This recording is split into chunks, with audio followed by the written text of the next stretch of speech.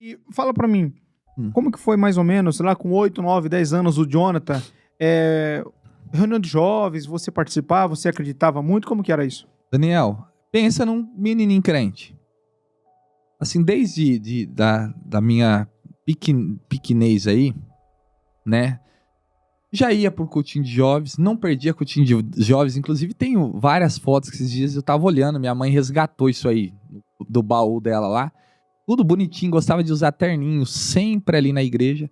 E sempre acreditando na palavra, sempre acreditando nas promessas. Um menino de muita fé. Por quê? Já a minha vida, toda a infância, até seguindo, desde a minha meninice aí, sempre foi dentro da igreja, né? Como se diz, a gente utilizava muito isso aí, né?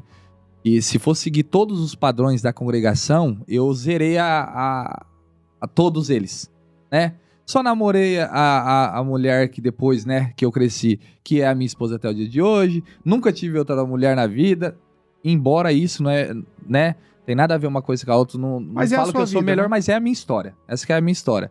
Então, desde a infância encaminhou pra isso aí. Então, a infância minha foi uma infância bem sofrida, mas estava sempre nos cultinhos de jovens. Logo no período que as coisas começou a desencadear, muita luta dentro de casa e tudo mais, né?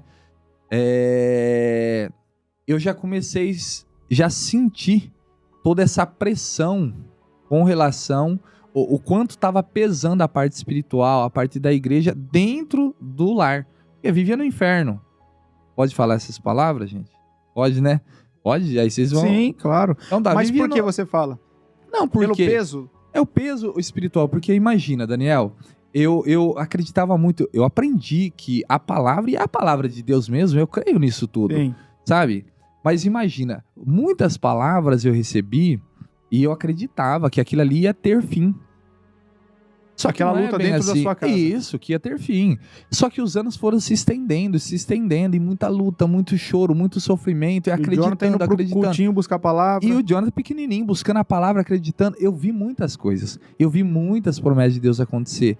Só que eu tive que ter um amadurecimento violento de uma forma, numa velocidade absurda. Precoce. Eu, com 8 anos de idade, eu tinha que tirar carro pra fora pra ir procurar meu pai na rua de madrugada com a minha mãe. Meu pezinho nem alcançava no pedal do carro.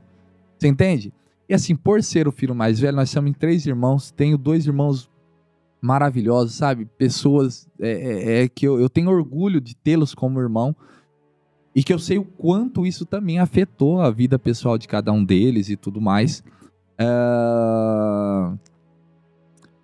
Perdi o fio da meada. Então, mas e você vinha congregando, esperando nas promessas, Sim. esperando que Deus fosse cumprir uma palavra, Sim, que o seu lar fosse ser restaurado. exatamente. Só que assim, o que eu não tinha como entender como criança, que existe uma série de situações que pesa, principalmente, gente, com relação à vida espiritual. Não se brinca.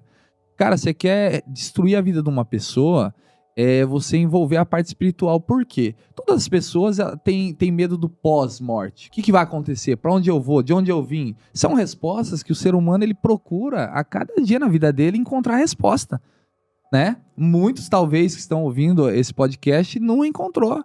Quem sou eu? Para onde vou? Como que vai ser? E depois disso aqui? Da onde vim? Não sabe nem quem é. São perguntas, né? São perguntas fortes que as pessoas inconscientemente procuram resposta. Não encontrando, vai vivendo padrões que são implantados dentro dela. Aí você imagina, você nasce dentro do lar religioso, dentro de um casulo. Um casulo. E ali você acredita fielmente que aquilo ali, você é treinado para acreditar, sabe? Então tudo isso faz com que, se algo foge daquele padrão, vem com uma enxurrada de tanto sentimento e tanta coisa que destrói a vida de uma pessoa. E no caso nosso, que veio bem em cima do quê? Dos pivôs, que são os pais, afeta todo o ecossistema dentro do lar, de paz, de prosperidade, de harmonia dentro da casa. Referência dentro de uma casa. Referência, Os filhos ficam todos desnorteados, né? Bagunça com tudo. Você perde exatamente a referência. Você não tem. Porque se tivesse ali um acompanhamento para que as pessoas entendam o que é comportamental o que é espiritual. Olha, gente, isso daqui vocês não precisam orar, não. Vocês precisam procurar um tratamento, vocês Lógico. precisam de um acompanhamento. Essas crianças precisam também de um acompanhamento psicológico. Sim, tinha que ter ir tudo pro psicólogo cedo. Porque foi tanto trauma, pra você ter ideia, quando você fala de trauma, através, sabe, ô Daniel, eu não culpo não, porque cada um é responsável da sua vida também, né, do que se faz e tudo mais. Só que quando eu falo que a parte religiosa, no caso nós estamos falando da congregação... Que é onde viveu. Que é Não tem onde como falar viveu, da então é a presbiteriana minha história. Isso. Se você viveu dentro da congregação, né? Dentro da congregação. Aquele padrão que você vê é muito forte. É quase que impossível você se desprender daqueles padrões. Por quê? Você foi treinado desde a infância, cara. O que vai acontecer? Você acredita fielmente naquilo ali. Você acredita que aquilo ali é a verdade e que se você não seguir aquilo ali, você tá no inferno. Olha que triste isso. Agora você imagina, um pai de família com 3 filhos pra criar tá no inferno. Aí a mulher vai pra igreja, o marido não pode ir. Ou se vai, aguenta todos os desafios. Lembra que no início eu falei, hoje mudou muito, mas na época vira caro, o povo não salda, é o pecador, é isso, é aquilo. Quem E suporta depois é isso? o cara do bar, é o violento que, né? No caso do meu pai, canalizou muito a isso. E a gente vê que é sofrimento pra todo mundo, pra pessoa que tá se comportando daquela forma, e pro restante o resultado é da família toda. Isso causam traumas, causam bloqueios, causam uma devastação na vida dessas crianças que tinham uma vida inteira para viver, ter uma vida realmente dentro de algo bom, se tornam pessoas totalmente amarguradas, pessoas receosas, pessoas assustadas, pessoas traumatizadas. Eu me lembro que eu não podia ouvir um barulho de uma sirene. Cara, se eu ouvisse um barulho de uma sirene, meu coração disparava. Medo, trauma. Eu não podia ouvir pessoas gritarem comigo. Tanto é que eu me tornei, pensa num menino bravo. Rapaz, aqui o caboclo era brabo, hein? Hoje, coitado de mim, sou mole. É a linguagem que tinha aprendido, né, Jonathan? Mas, rapaz, eu vou falar pra você, era bravo demais. Bravo. Por quê?